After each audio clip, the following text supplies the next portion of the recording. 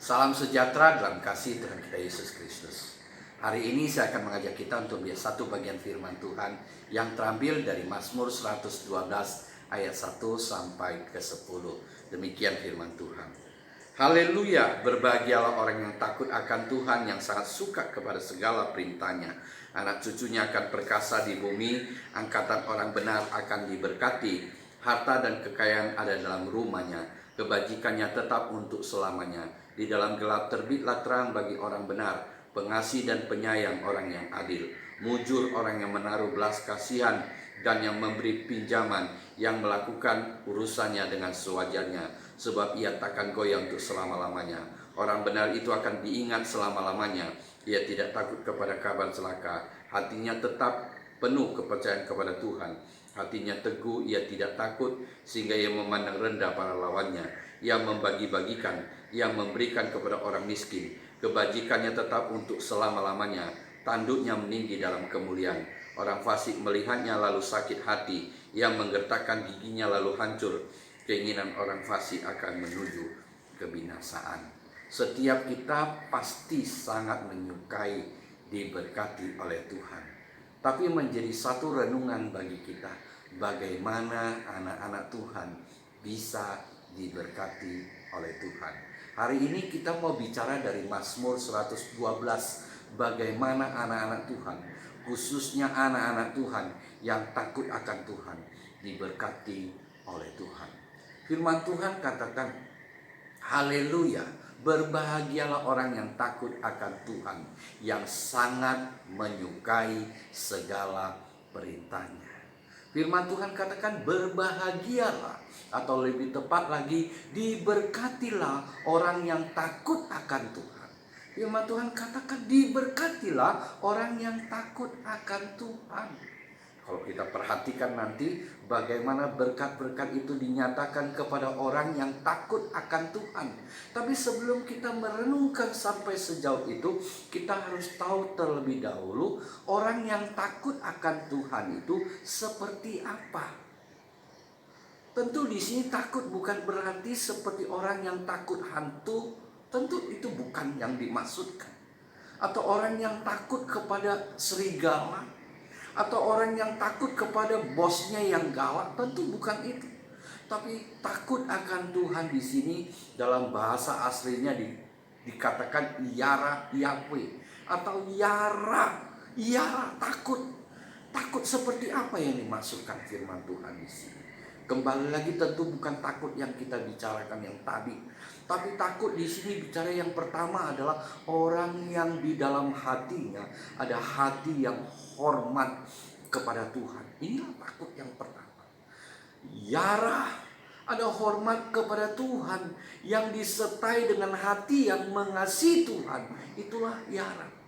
Menghormati Tuhan dengan hati yang mengasihi Tuhan.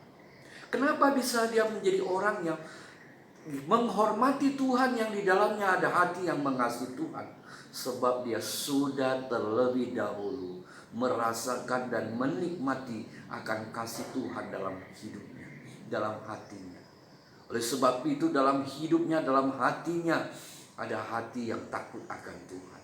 Ada hati yang menghormati Tuhan sedemikian rupa, dibarengi dengan hati yang mengasihi Tuhan, karena Tuhan terlebih dahulu telah mengasihi.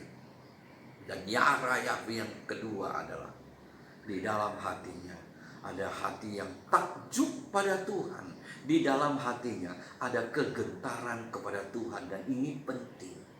Seringkali orang Kristen itu menganggap bahwa dia sudah mendapatkan keselamatan, kemurahan Tuhan begitu besar, sehingga dalam hidupnya hidup dengan sembarangan, karena dia menganggap ada kasih karunia Tuhan begitu besar, sehingga dalam hidupnya hidup sembarangan.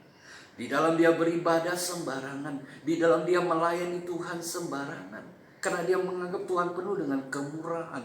Tapi yara Yahweh ini mengingatkan bahwa di dalam hatinya orang yang takut akan Tuhan itu ada takjub dan gentar pada Tuhan. Bagaimana dalam hidupnya ada ketakjuban, ada kekaguman kepada Tuhan secara luar biasa. Bahwa Allahku adalah Allah yang maha kuasa, yang menciptakan segalanya. Alam semesta ini dialah yang menciptakan beserta dengan isinya, termasuk aku. Ada ketakjuban yang begitu luar biasa akan alam semesta yang begitu luar biasa yang diciptakan oleh Dia, Allah yang Maha Kuasa itu, yaitu Tuhan kita Yesus Kristus, yaitu Tuhan kita. Bahkan ada kegentaran di dalamnya, kegentaran kemahakuasaannya, kedahsyatannya, keadilannya, yang membuat kita dalam hidup kita tidak menjadi orang yang sembarangan. Karena kita tahu Tuhan yang adalah maha kuasa, yang mengasihi kita, yang kita hormati dengan penuh kasih itu, beserta dengan kita. Dan Dia juga adalah Allah yang dahsyat, Allah yang adil, sehingga kita tidak sembarangan dalam hidup kita. Itulah orang yang takut akan Tuhan. Nah, bagaimana dia bisa menjadi orang yang takut akan Tuhan? Tentu adalah karena ada pengenalan yang semakin hari semakin dalam. Seberapa dalam kita mengenal Allah, semakin berapa dalam kita dengan Dia, maka ada takut yang luar biasa kepada Dia, yaitu hati yang menghormati, hati yang takjub dan gentar yang begitu luar biasa dalam hidup kita, yang tidak membuat kita sembarangan. Bagaimana kita bisa mengenal Dia begitu dalam? Adalah yang paling dasar, melalui firman-Nya, selain melalui persekutuan dan pengenalan secara pribadi dengan Dia. Melalui firman-Nya kita mengenal Dia semakin dalam, mengenal Dia semakin baik, karena firman Tuhan yang menyatakan kepada kita. Dan pengenalan itulah yang membuat kita menjadi orang yang takut akan Tuhan. Itulah orang yang takut akan Tuhan. Dan orang yang takut akan Tuhan, kita mau pelajari dari perikop ini. Ada berkat-berkat Tuhan yang Tuhan nyatakan, Tuhan berikan kepada mereka. Dikatakan oleh firman Tuhan dalam ayat kedua, di mana anak cucunya menjadi orang yang perkasa di bumi, dan mereka adalah orang yang akan memberkati, diberkati. Angkatan orang benar akan diberkati. Apa yang kita boleh pelajari di sini? Yang pertama adalah sebagai orang yang benar, orang yang takut akan Tuhan dalam hidup kita, maka kita bisa menjadi orang yang memberkati sekitar kita, karena kita adalah orang yang diberkati Tuhan. Maka hidup kita menjadi berkat bagi sekitar kita. Itulah orang yang takut akan Tuhan. Dan lebih jauh lagi firman Tuhan katakan anak cucunya akan menjadi orang yang perkasa di bumi. Dan kita melihat Abraham, Ishak dan Yakub. Inilah orang-orang yang takut akan Tuhan, orang-orang yang benar. Kita melihat anak cucunya, bagaimana Tuhan berkati begitu luar biasa. Abraham, kita melihat selain Ishak anak perjanjian diberkati oleh Tuhan, menjadi orang yang perkasa di bumi. Ismail juga Tuhan berkati begitu rupa. Kita tahu melalui Ismail akan lahirlah satu bangsa yang besar.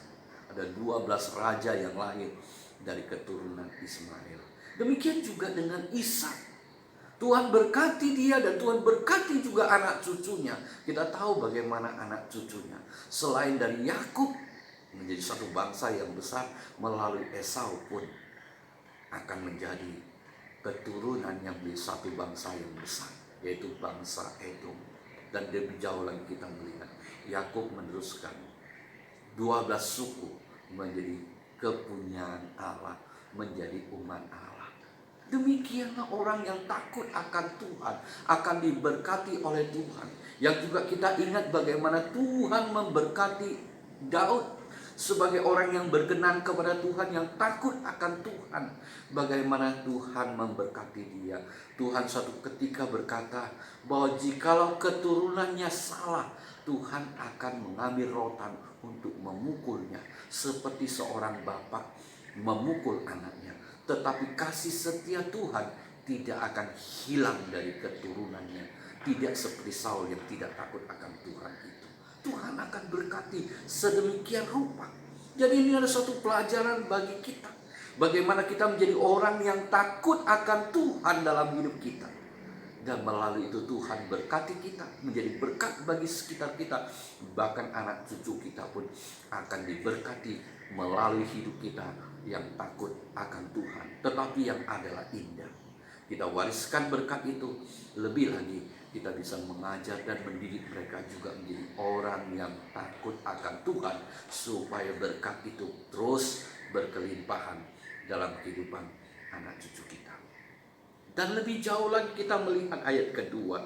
Firman Tuhan katakan, ayat ketiga maksud saya. Firman Tuhan mengatakan demikian di dalam ayat yang ketiga. Harta dan kekayaan ada di dalam rumahnya, kebajikannya tetap untuk selama-lamanya. Ini bicara tentang apa? Inilah berkat yang kedua. Bahwa orang yang percaya kepada Tuhan di dalam hidupnya tidak akan kekurangan. Bahkan kalau kita melihat ayat ini, kita hubungkan dengan Matius pasal 6, kita mendapatkan di dalam ayat ke-33 firman Tuhan katakan, carilah dahulu kerajaannya dan kebenarannya, maka semuanya itu akan ditambahkan kepadamu. Orang yang takut akan Tuhan dalam hatinya pasti hidup bagaimana dia mencari kerajaannya dan kebenarannya, maka firman Tuhan katakan semuanya itu akan ditambahkan kepadamu. Tuhan tahu apa yang kita butuhkan, bahkan Tuhan tahu apa yang kita inginkan. Tuhan menghiasi burung-burung, Tuhan juga menghiasi akan bunga bakung yang di padang. Kebutuhan daripada burung-burung Tuhan cukupkan. Bahkan Tuhan menghiasi bunga bakung sedemikian rupa. Terlebih lagi kita yang percaya kepada Dia. Di dalam hidupnya Tuhan cukupi, Tuhan cukupkan kebutuhannya, bahkan keinginannya pun Tuhan puaskan dengan cara Tuhan. Tetapi Tuhan suruh apa? Tuhan suruh cari dahulu kerajaannya dan kebenarannya, maka semuanya itu akan ditambahkan kepadamu. Demikianlah orang yang takut akan Tuhan. Di dalam hidupnya ada kebajikan-kebajikan yang keluar, sehingga berkat Tuhan yang Tuhan limpahkan kepadanya itu akan menjadi berkat. Dia menyalurkan lagi berkat itu seperti Danau Galilea. Kalau kita mau gambarkan, Danau Galilea itu dialiri oleh Sungai Yordan, dan setelah itu kita melihat dia kembali mengalirkan berkat itu ke berbagai tempat. Kita melihat bagaimana Danau Galilea dipenuhi kehidupan. Di sana banyak sekali ikan, sehingga di sana banyak nelayan menangkap ikan di sana. Bahkan kita tahu di Danau Galilea, dekat Danau Galilea, banyak orang berternak. Kita ingat di Gadara ada orang yang menternakkan babi yang begitu banyak. Bahkan tumbuhan banyak di situ. Demikianlah orang itu, orang yang takut akan Tuhan. Tuhan berkati dia dan dia kembali menjadi berkat, sehingga berkat itu mengalir terus dalam hidupnya, sehingga limpahlah berkat Tuhan dalam hidupnya. Kita tidak mau menjadi laut mati, disalurkan air dalam laut mati itu dari Danau Galilea, dari Sungai Yordan, tetapi dia terus menampung, dia tidak alirkan, sehingga tidak ada kehidupan dalamnya. Dan sekarang menjadi rebutan bagi banyak orang. Kalau kita menggambarkan itu apa? Orang yang terus mengumpulkan sesuatu itu bagi dirinya sendiri, tidak berbagi, dan dia mati, harta kekayaannya dibagikan, dirampas, diambil, dan dia tidak mendapatkan bagian apa-apa setelah dia mati. Bahkan mungkin dia tidak menikmati walaupun dia kaya. Kita menggambarkan seperti itu. Orang yang takut akan Tuhan tidak akan kekurangan dalam hidupnya. Itu berkat yang kedua. Dan berkat yang ketiga, di firman Tuhan katakan, di dalam gelap terbitlah terang bagi orang benar, pengasih dan penyayang, orang yang adil. Firman Tuhan katakan dari gelap terbitlah terang. Orang yang takut akan Tuhan dalam hidup, terang Tuhan akan terus semakin bersinar dalam hidup, sehingga orang diberkati melalui hidupnya. Orang mengenal dia sebagai orang yang takut akan Tuhan, dan hidupnya semakin mempermuliakan nama Tuhan. Dan lebih jauh lagi, namanya menjadi terkenal, namanya menjadi harum, dan semua itu akan semakin meninggikan dan memuliakan Bapanya yang di surga, memuliakan Tuhan dalam hidupnya. Dan dia menjadi begitu bukan karena dia kaya, bukan karena dia berkuasa, bukan karena itu, bukan karena jabatannya tinggi, bukan karena itu. Tapi firman Tuhan katakan, karena di dalam hatinya ada hati yang pengasih dan penyayang serta adil. Ada hati yang mengasihi, ada hati yang menyayangi, ada kehidupan yang adil kepada diri dan kepada sesamanya. Demikianlah dia menjadi berkat. Dan ini juga penting kita pelajari. Ada hati yang pengasih, ada hati yang penyayang dan adil. Jangan hanya berhenti pada adil. Orang hanya memikirkan kadang-kadang yang penting adil. Kita ketahui kita manusia, seringkali cenderung membela diri. Dan kalau kita menjadi orang hanya sebatas adil, itu berbahaya. Karena kita akan menjadi orang yang suka mengadili, menghakimi, menghukum. Maka di dalam keadilan itu harus senantiasa ada hati yang penyayang, hati yang mengasihi. Sehingga di dalamnya, di dalam keadilan orang yang takut akan Tuhan itu ada sifat yang ingin mengajar, ingin membimbing, dan ada kerinduan untuk menjadi berkat di dalam keadilan hidupnya. Dia menjadi berkat. Dari gelap terbitlah terang. Dia akan dikenal orang, namanya akan harum. Dia jadi berkat dan nama Tuhan dipermuliakan dalam hidupnya. Dan semakin hari semakin terang. Ini berkat yang ketiga yang Tuhan berikan kepada orang yang takut akan Tuhan. Dan yang keempat, apa berkat Tuhan kepada orang yang takut akan Tuhan? Mujur orang yang menaruh belas kasihan dan yang memberi pinjaman, yang melakukan urusannya dengan sewajarnya. Di dalam orang yang takut akan Tuhan ada belas kasihan yang tinggi. Dia mau memberikan pinjaman, bukan pinjaman yang disertai dengan riba, ya bukan. Tapi ada kemurahan hati di dalamnya. Ini firman Tuhan ingin nyatakan. Dan dia hidup dengan sewajarnya. Di dalamnya ada ketulusan. Inilah orang yang takut akan Tuhan. Ada belas kasihan yang besar dalam hatinya kepada sesamanya. Ada kemurahan hati di dalam hatinya. Dan ada ketulusan di dalamnya. Seringkali anak Tuhan terlalu tulus. Sehingga dia menganggap karena dia benar, dia baik, dia tidak pernah ada niat jahat. Dia anggap orang pun seperti dia. Yang oleh karena itu kadang-kadang dia bisa dibohong, tertipu. Oleh sebab itu firman Tuhan katakan, hendaklah engkau cerdik seperti ular, tulus seperti merpati. Kita harus cerdik, tapi juga harus tulus. Artinya apa? Kita tidak boleh ada kejahatan hati. Tidak boleh ada niat-niat jahat di dalam hidup kita. Harus tulus. Inilah orang yang takut akan Tuhan. Tapi luar biasa ada berkat yang keempat. Yang menyertai dia, firman Tuhan katakan apa? Ada kemunculan yang selalu menyertai dia. Itulah berkat yang Tuhan berikan kepada orang yang takut akan Tuhan. Ada keberuntungan di dalam ketulusan hidupnya.